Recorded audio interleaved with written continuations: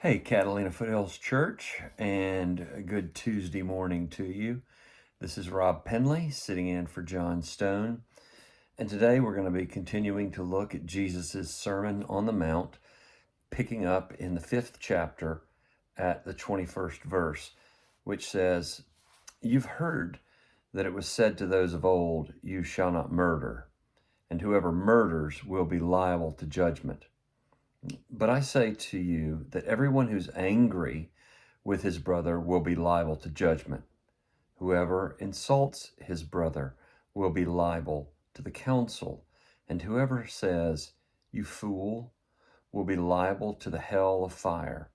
So, if you're offering your gift at the altar and there remember that your brother has something against you, leave your gift there before the altar and go. First be reconciled to your brother and then come and offer your gift. Come to terms quickly with your accuser while you're going with him to court, lest your accuser hand you over to the judge and the judge to the guard, and you should be put in prison. Truly, I say to you, you'll never get out until you've paid the last penny."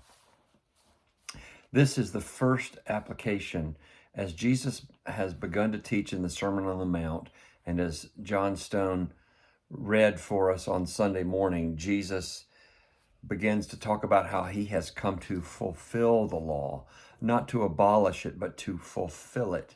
And this passage talking about anger and murder and how we treat our fellow human beings is the first application that Jesus makes of just how deep the law of God runs.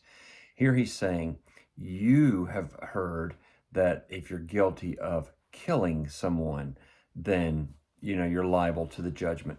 He's saying, I'm telling you, if you've been angry in your heart, you are liable if you've spoken against them. And so this is one of those passages that just cuts every one of us. I know the old saying that, my mama told me if I didn't have something good to say, don't say it. And yet I've never heard met anybody who didn't at some point or another wind up speaking ill unnecessarily of someone else or of harboring anger towards another person. This is Jesus saying, hey, you want to see what it looks like to fulfill the law? This is what it looks like. The law is deeper, broader, wider, richer, more robust, more detailed than we could ever imagine. And he's getting at, hey, here's the bottom line. You're all liable to the judgment. You're all guilty of sinning against the image bearer of God, other people. And so he holds this up, and he also says the urgency with which we are to treat when we realize we've offended someone, when we realize that they've misunderstood us, and when we realize we need to make apology, that there's an urgency to it. He says, leave your gift at the altar and go and be reconciled. So it matters a lot to Jesus how we view our fellow humans. It matters a lot to Jesus how we act upon when we know that there's been a rift. And the only way to have hope with a passage like this is to realize that here Jesus, who pushes reconciliation, has first made reconciliation for us. The only way I know to have enough emotional, spiritual strength to even begin to attempt to say, I want to live like this, is when you realize that somebody has lived like this towards you, that Jesus proactively has reconciled God to us, that he's made amends, that he's breached the gulf, that he's made things right again.